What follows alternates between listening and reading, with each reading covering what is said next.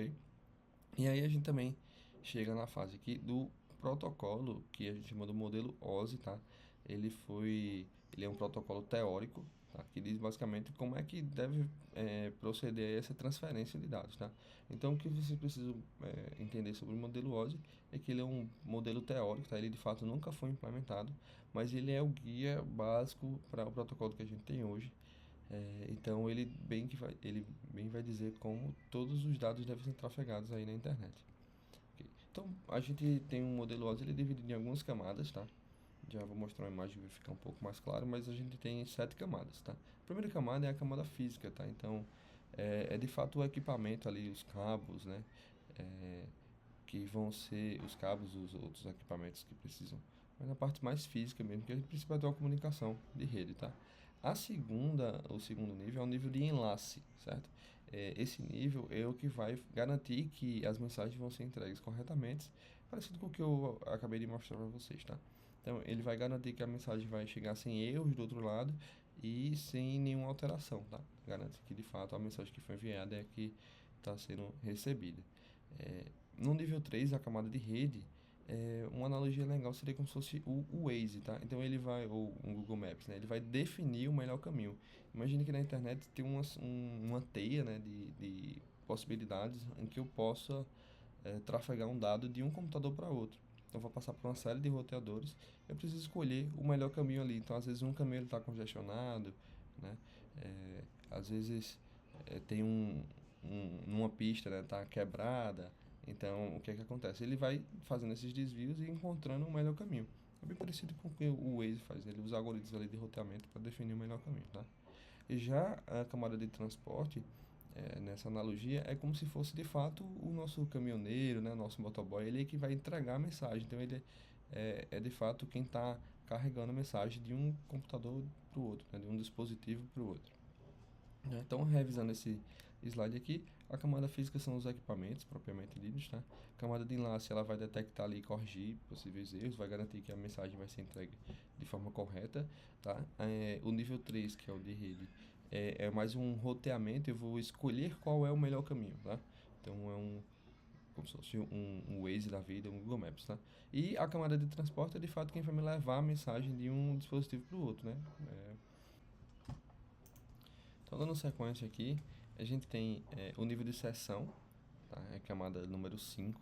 Ela vai basicamente estabelecer uma sessão entre o receptor e o transmissor. Então, imagine que a gente precisa que os dois caras estejam disponíveis ali, tanto para enviar a mensagem quanto para receber a mensagem. Também vai evitar que eu mande uma mensagem para um usuário errado. Tá?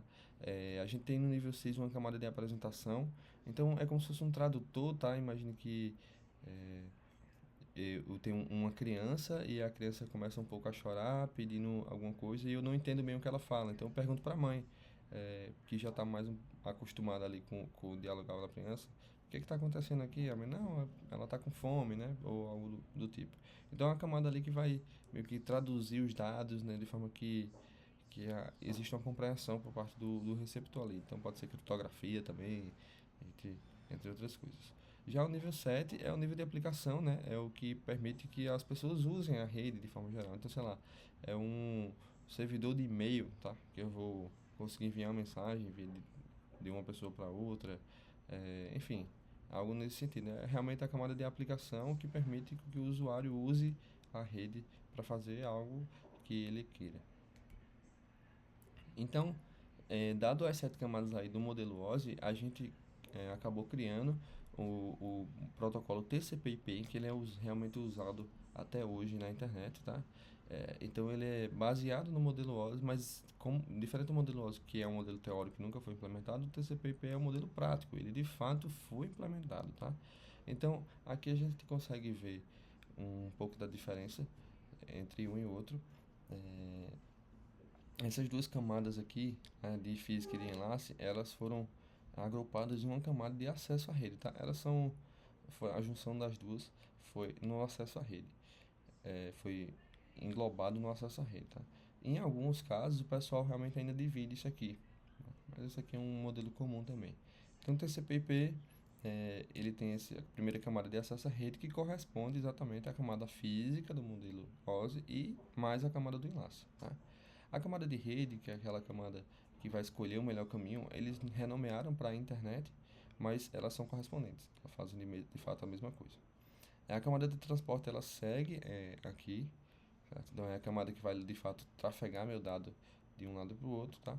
E as camadas de sessão, apresentação e aplicação, todas essas foram englobadas aqui na camada de aplicação.